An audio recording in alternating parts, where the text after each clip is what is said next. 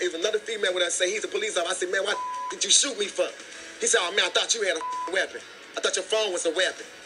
I said, how do you think my phone was a weapon? If I'm on the phone, why did you shoot me? Shot by an off-duty Chicago cop, a man is hurt, his friend killed. And the story he tells tonight puts the officer's actions under serious microscope. Good evening, I'm Mark Sapelsa. I'm Micah Matera. Our top story seen around the country tonight on WGN America. WGN's Tom Negevin live at Chicago Police Headquarters tonight with more. Hi, Tom. Hi, Micah. Mark, the Independent Police Review Authority is investigating this. That's standard. Meantime, the survivor of this double shooting telling his story for the first time. As I turn around, I see him stick his gun out the window. And I said, oh my God. And I put my hand like this. That's how I got shot. He tried to, basically, I think he tried to shoot me in my face. Antonio Cross, nursing a gunshot wound to the hand, his thumb nearly blown off, showing WGN News what he says happened Tuesday night in Lawndale. Police have said an off-duty officer was investigating a disturbance near his home when a man, allegedly Cross, approached with a gun. Police Superintendent Garry McCarthy talked about it on the WGN Evening News. This shooting appears to be justified. As the facts bear out, we will find out, because there's only preliminary investigation at this point. Cross says he was on the phone, that phone records will back him up, and so will the guy he was talking to. I was talking to him on the phone when I heard the shots. So 5 shots, called him, no answer. He was constantly shooting his gun. And you never had a gun? You never had a gun whatsoever. They got my phone as evidence. You were talking on your phone? I was talking on my phone. And he said to you, I thought your phone was I thought your phone was a weapon. I said, how the you think my phone was a weapon? He said, sit down, shut up, don't say nothing. Here's the pole, I stayed at right here. I sat right here on the pole. While that young lady, I look at that young lady, body motion. She made one move, made no more move. 22-year-old Rekia Boyd was shot in the head. She hung on in critical condition, but was pronounced dead today at Mount Sinai Hospital. The before picture of my sister. This is the after. All I want is justice. Rekia's family gathered at the hospital today in a combination of grief and anger, wanting to know how this happened. Police have said they recovered no weapon from the scene. How could this be justified? You took my sister away from me. Somebody tell me something.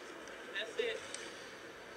Antonio Cross is charged with 1 count of misdemeanor aggravated assault. He says he has no idea why. Meantime, Chicago police say they have reached out to and expressed their condolences to the family of Rekia Boyd. I thought your phone was a weapon? So now these motherfuckers can just claim what they want and shoot at will? This kid looks suspicious? That's what George Zimmerman said.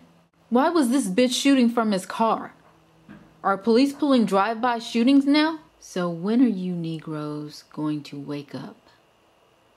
When are you going to stop going to your enemies, the people who have no interest in helping you and seem to only have interest in covering up cold-blooded murders, outright murders? Why are you going to them to give you justice? I'm not understanding that. Sometimes you have to take matters into your own hands.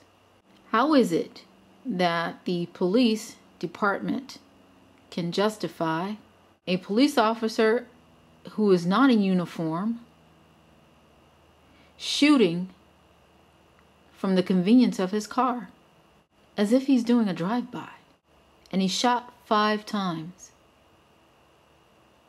5 times. Why was he shooting? Normally, a police officer who is conducting an investigation will park his car and he will exit the car and question the suspect. But it seems as if these quote-unquote law enforcement officers or representatives are getting a pass on murder.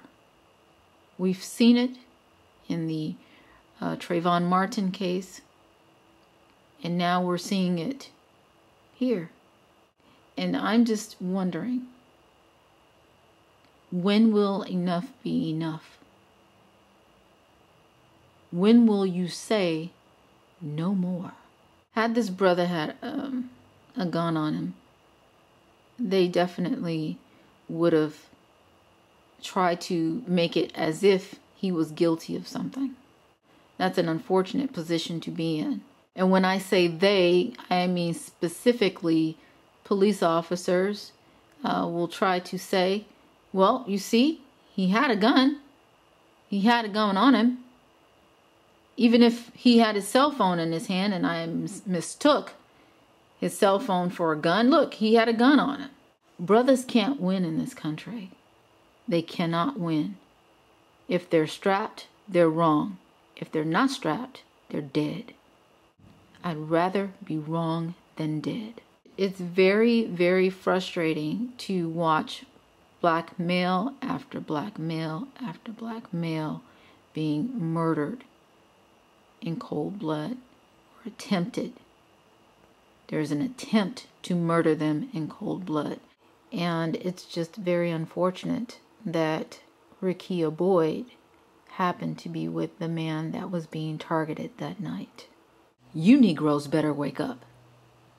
You better wake up and realize that being judged by 12 instead of carried by 6 is the motto for this motherfucking millennium. No one can be exempt. And I'm not saying go out and start killing folks, but protect yourselves by any means necessary.